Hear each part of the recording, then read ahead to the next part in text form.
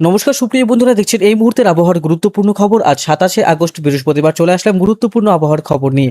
সুপ্রিয় সুধী দর্শক, আপনারা কোন জেলা থেকে দেখছেন, আবহাওয়ার পরিস্থিতি কি রয়েছে অবশ্যই আমাদের ভিডিওর কমেন্ট বক্সে লিখে জানাবেন।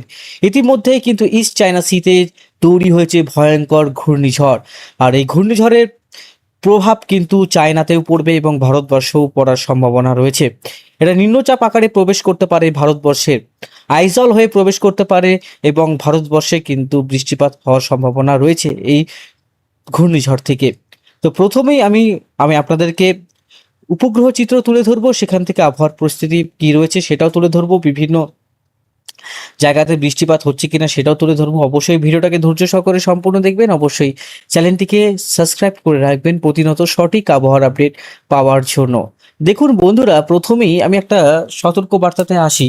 দেখুন, এই যে একটা ঘূর্ণিঝড়, এইটা নিয়ে দেখুন, এটা যে ঘুরছে এবং তার সেন্ট্রাল যে কেন্দ্রবিন্দু বা আই, সেটা কিন্তু লক্ষ্য করতে পারছি অনেকটাই মানে অনেকটাই কিন্তু বৃষ্টি তো অনেকটাই বড়। দেখুন, আস্তে আস্তে কিন্তু সে আরো শক্তিশালী হচ্ছে এবং সে এই অঞ্চলটা কিন্তু আছড়ে পড়ার সে প্রস্তুতি নিচ্ছে বা ল্যান্ডফল করার প্রস্তুতি নিচ্ছে।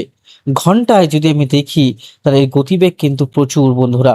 আমি যদি এই ঘন্টায় যদি আমি সর্বোচ্চ গতিবেগ দেখি, তার সেটা কিন্তু 100 কিলোমিটারও পার হওয়া যাওয়ার সম্ভাবনা রয়েছে। তো এই দেখতে পাবেন 134 কিলোমিটার প্রতি ঘন্টায় কিন্তু এই যে টাইফুন, সেটা কিন্তু আছড়ে পড়বে চায়নাতে। আস্তে আস্তে আরো শক্তিশালী হবে। দেখুন, এটা শক্তিশালী প্রায় 157 কিলোমিটার আজকে রাত্রের মধ্যে হয়ে যাবে, তারপরে আবার মোটামুটি একটুখানি কমবে যখন আছড়ে পড়বে। দেখুন, এখানে রেড অ্যালার্ট তো থাকছেই, তার মধ্যে আবার শুক্রবার দেখতে পাচ্ছি এটা ল্যান্ডফল করছে ভোরবেলা।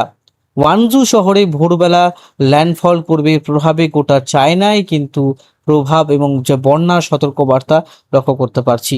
ব্যাপক পরিমাণে কিন্তু এই যে ঘূর্ণিঝড়, সেটা আমরা লক্ষ্য করতে পারছি। প্রায় এখানে সব থেকে বেশি ফিলিপাইন্স সি থেকে চায়নার দিকে যাচ্ছে এই ঘূর্ণিঝড়গুলি। এবার বন্ধুরা, বজ্রবিদ্যুৎ সহ বৃষ্টিতে জানবো। সকাল থেকে কিন্তু গুমুট গরম গোটা পশ্চিমবঙ্গে, ব্যাপক পরিমাণে গুমুট গরম রয়েছে উত্তর থেকে দক্ষিণ। এবার বন্ধুরা দেখতেই পাচ্ছেন, সকাল 11টা থেকে আবহাওয়ার পরিবর্তন থাকবে। সকাল 11টা থেকে বজ্রবিদ্যুৎ সহ বৃষ্টির সম্ভাবনা রয়েছে গোটা পশ্চিমবঙ্গ তথা বাংলাদেশ, আসাম, মেঘালয়, মণিপুর, মিজোরাম, নেপাল, ভুটান এবং আইজল, এই সমস্ত অঞ্চলে কিন্তু বৃষ্টিপাত থাকবে। কন্টিনিউ ভাবে বৃষ্টিপাত আস্তে আস্তে দক্ষিণবঙ্গের দিকে বাড়বে এবং প্রয়াগরাজ থেকে একটি ওয়েস্টার্ন ডিস্টার্বেন্স উত্তরবঙ্গের দিকে আসবে জলীয় বাষ্প নিয়ে। তাই আজকে কিন্তু উত্তরবঙ্গের জন্য ভারী বজ্রপাত থাকছে। আজ রাতের দিকে সম্ভাবনা রয়েছে ভারী থেকে অতি ভারী বৃষ্টি এবং নেপালের কিছু অংশে অতি ভারী বৃষ্টি থাকবে। প্রচুর পরিমাণে বৃষ্টি আমরা লক্ষ্য করতে পারছি আজ উত্তরবঙ্গে, যে আজকে সম্ভাবনা রয়েছে বজ্রবিদ্যুৎ সহ বৃষ্টি। কালকেও উত্তরবঙ্গে বৃষ্টিপাতের সম্ভাবনা রয়েছে এবং শনিবারও উত্তরবঙ্গে বৃষ্টিপাতের সম্ভাবনা আমরা লক্ষ্য করতে পারছি। রবিবার থেকে উত্তর এবং দক্ষিণবঙ্গে প্রবল বৃষ্টি শুরু হবে। আস্তে আস্তে কিন্তু বৃষ্টিপাতের পরিমাণটা বাড়বে।